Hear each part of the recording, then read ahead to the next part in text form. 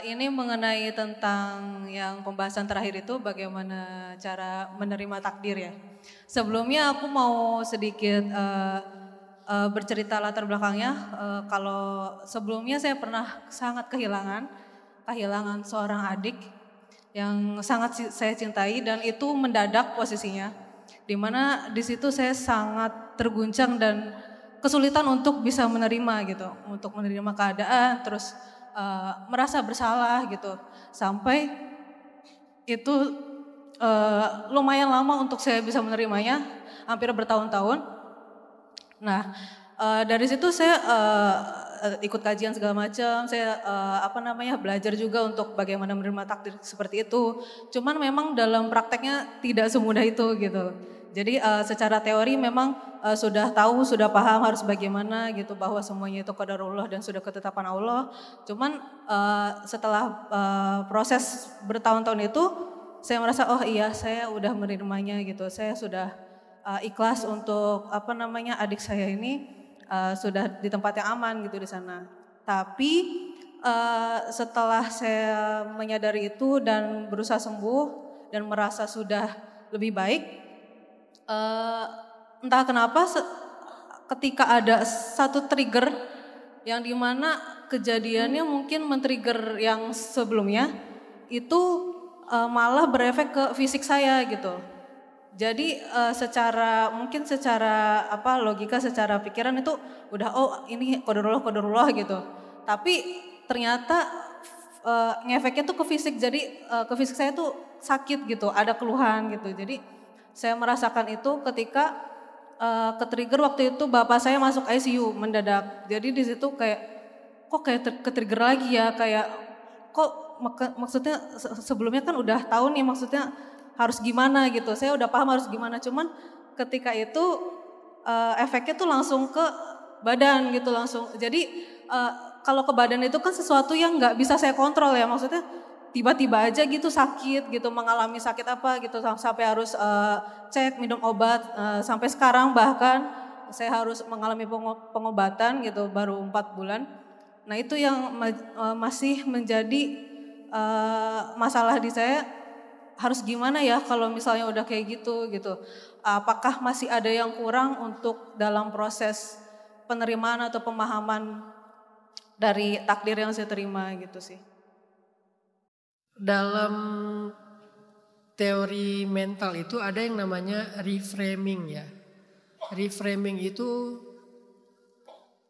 tentang cara kita menentukan sudut pandang kita dalam melihat sebuah kenyataan atau masa lalu. Jadi quotes-nya gini, kita nggak bisa merubah masa lalu, kita nggak bisa merubah kejadian yang sudah terjadi, tapi kita bisa merubah cara pandang kita terhadap kejadian itu. Itu namanya reframing. Kalau kita belum nge-reframe, masih dengan frame yang lama itu adalah kehilangan karena kesalahan kita, kehilangan karena sebuah masalah, kehilangan secara mendadak, kehilangan karena sebab dan akibat. Itu frame pertama.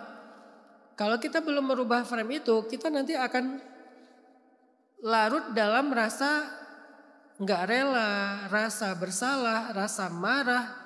Karena saya juga pernah kayak gitu, kehilangan orang yang sangat saya cintai. Kan kita dalam keluarga itu ada banyak orang ya. Biasanya ada 1-2 orang tuh yang beda sama yang lain.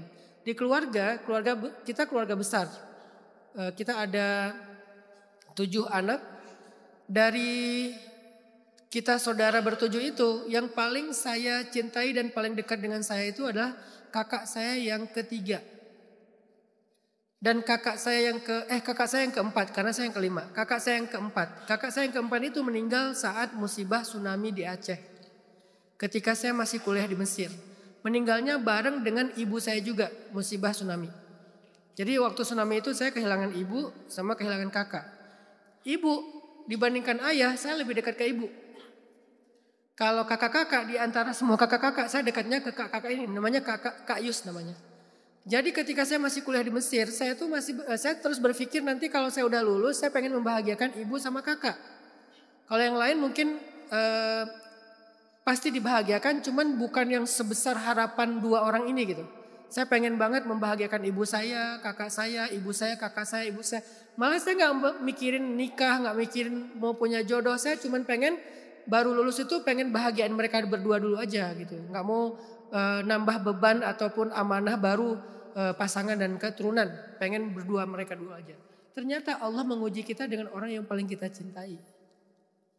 Jadi kalau yang saya kehilangannya selain mereka berdua, mungkin saya kehilangannya nggak lama gitu. Sedih tetap, nggak mungkin nggak sedih. Cuman nggak separah kehilangan dua orang ini, dan kehilangannya itu ngedadak pas tsunami.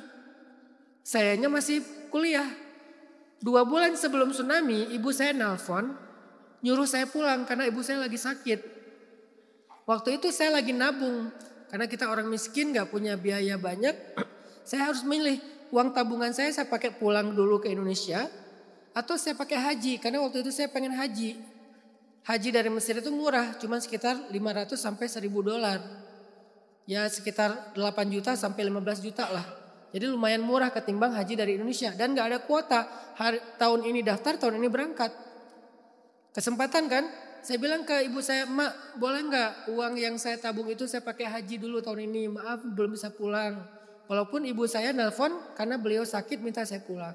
Saya bilang mau haji dulu. Takutnya kalau saya pulang saya nggak bisa haji. Kalau saya haji saya nggak bisa pulang tahun itu, berarti tahun depan. Ternyata pas saya lagi haji, saya lagi di Madinah, terjadi musibah tsunami di Aceh, dan ibu dan kakak saya pun meninggal dalam tsunami. Di situ muncul framing, rasa bersalah, rasa marah ke diri saya sendiri. Seandainya saya ada di rumah, muncul kata-kata tadi, lau anni fa'altu kaza wa kaza. Seandainya aku ada di rumah, seandainya aku bersama ibu, mungkin gak akan begini, mungkin gak akan begitu. Karena tetangga ada yang selamat, soalnya mereka bisa lari ke tempat yang tinggi. Ibu baru keluar dari rumah sakit, gak ada yang bawa. Kalau ada saya di rumah pasti saya gendong. Banyaklah andai-andai yang muncul. Baru saya mulai berdamai dengan keadaan itu ketika saya reframing. Saya merubah cara saya melihat keadaan itu. Apa reframingnya? Reframingnya adalah saya ngelihat ibu itu memang qadarullah, memang sudah waktunya pulang. Qadarullah, sudah waktunya pulang. Tapi beliau pulang dalam keadaan yang istimewa, dalam keadaan tenggelam atau kena tsunami, dan itu dapat pahala syahid. Berarti ibu sama kakak saya dapat pahala syahid. Itu reframing pertama. Kedua, mungkin saya memang sudah gak bisa membahagiakan mereka di dunia, tapi saya sekarang bisa membahagiakan mereka di akhirat. Makanya kenapa saya ngafal Quran, kenapa saya bangun masjid, kenapa saya bikin sekolah gratis, kenapa kita nampung pasien kanker yang gak mampu, kenapa kita bantu pasien mental yang orang-orang kampung. Karena saya pengen semua kebaikan itu pahalanya ngalir buat ibu sama kakak. Untuk membahagiakan mereka di alam kuburnya. Saya berharap alam kuburnya kayak taman-taman surga. Saya umrohkan mereka, dengan setiap kali saya umroh saya badalin. Setiap Idul Kurban saya niatkan berkurban untuk mereka. Setiap bulan puasa saya bayar fidyah untuk mereka. Siapa tahu mereka pernah ninggalin puasa dan belum sempat ngomong ke saya. Jadi saya bayar hutang puasanya.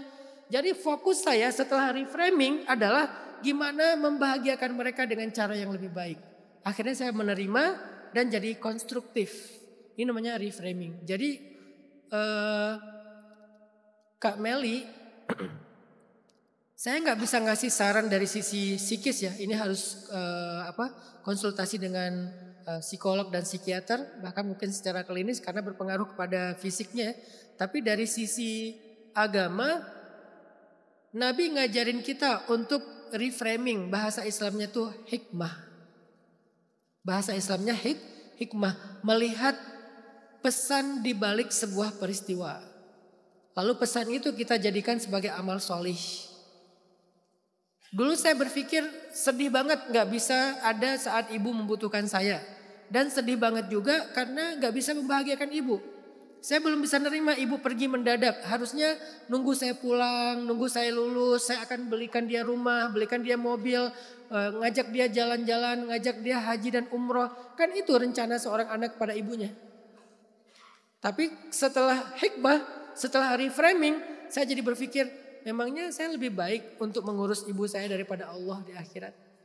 Jadi saya sadar, saya salah gitu. Saya pikir ibu itu lebih baik hidup di sisi saya daripada di sisi Allah. Padahal Allah sebaik-baik yang mengurus. Satu. Kedua, memangnya kebahagiaan itu cuma urusan dunia? Kan masih bisa membahagiakan ibu dengan urusan akhirat. Bahkan itu kekal. Akhirnya ngafal Quran, akhirnya bikin dakwah, akhirnya bikin proyek-proyek amal solih. Termasuk Palestina dan seterusnya. Biar apa? Biar ngalir semuanya pahalanya buat ibu. Selain pastinya doa, zikir, istighfar, dan seterusnya. Amal-amal dakwah. Nah ini hikmah namanya. Dengan fokus ke arah sini, jadi kita muncul yang namanya acceptance, penerimaan. Kalau udah bisa menerima, itu sudah mulai mengurangi trauma, rasa marah, rasa nggak ridho, itu berkurang pelan-pelan. Sehingga nanti reaksi kepada tubuhnya juga insya Allah akan semakin berkurang. Tapi kan di-recall sama kejadian yang ini, ya kejadian ayah opname itu terjadi dalam kondisi Mbak Meli belum selesai dengan kejadian adik, kehilangan adik itu belum selesai. Jadi kalau masih kayak gitu, masih luka, masih belum bisa berdamai dengan keadaan, kita tuh masih akan ke recall lagi gitu. Tapi itu bukan beban, jadi nggak harus buru-buru juga. Semua ini butuh waktu kan, dan setiap orang punya timing yang berbeda-beda. Nggak boleh di-compare, saya setahun udah beres, belum tentu. Ada orang yang bertahun-tahun nggak beres. Nabi Muhammad ke recall terus tentang Khadijah kan. Padahal Khadijah udah wafat sekian tahun, ada orang yang sepupu Khadijah nih datang ke rumah Aisyah ngasih salam, suaranya mirip suara Khadijah. Nabi Muhammad langsung ke recall Khadijah. Sampai Aisyah cemburu. Kenapa? Tiba-tiba Nabi Muhammad ekspresinya berubah seolah-olah yang memberi salam itu Sayyidah Khadijah. Memang butuh waktu. Nabi Muhammad sama Wahsy, orang yang membunuh Hamzah. Setelah Wahsy masuk Islam, Nabi Muhammad bilang apa? Wahsy, kalau kamu bisa menghindar dari aku, hindarlah. Karena setiap kali melihat wajah Wahsy, Nabi teringat dengan Hamzah. Karikol lagi kan? Jadi ini bukan aib kalau kita belum cepat bisa rilis, bisa berdamai. Tapi bahwa kita perlu tetap belajar terus, bertumbuh terus, nyari solusi, itu adalah bagian dari proses. Cuman waktunya kapan, ya semoga Allah yang menentukan waktu terbaik. Tapi prosesnya salah satunya adalah reframing. Bahasa Islamnya terus menggali hikmah-hikmah dari setiap peristiwa dan kehilangan. Allahu a'lam.